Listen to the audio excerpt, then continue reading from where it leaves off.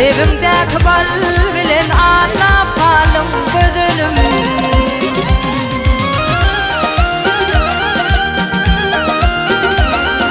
Düşmanda şıngalımı yaminle gönlüm kalımı.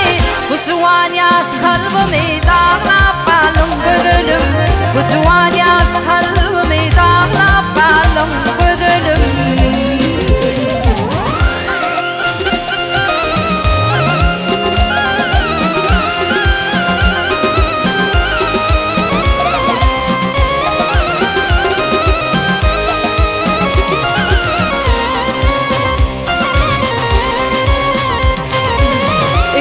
Kıyadan hatım, okudum kanmayın vaatım.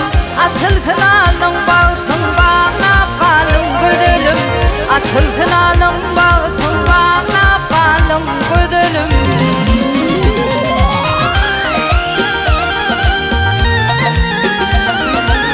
Başına açılan kürtü, tekmeni koydum derdi. Aşık oğlum şiirdi, ağlap kalın gözünüm. Aşık oğlum şiirdi, ağlap kalın gözünüm. Tekmeni koydum derdi, ağlap kalın gözünüm.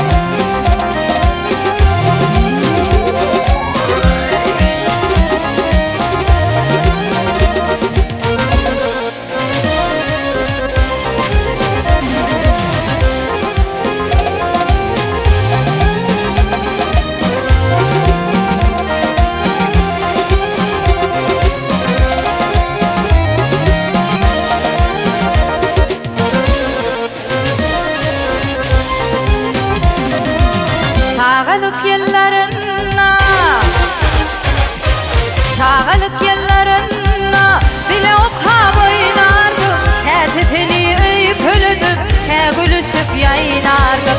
He teteni öyküledip, he gülüşüp yayınardık. Beğendiydim söymedim mi, devül verdim almadım.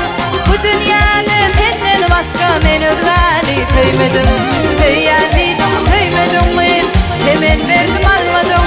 Bu dünyada senden başka men özgani söymedim.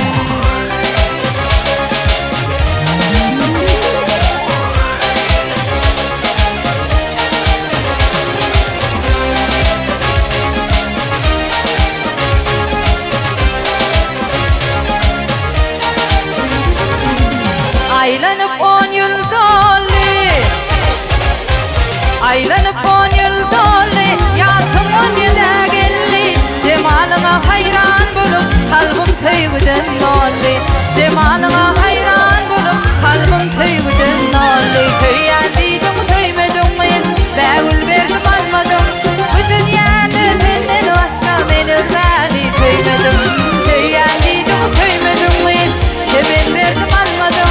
Bu dünyada senden başka men özgani söymedim.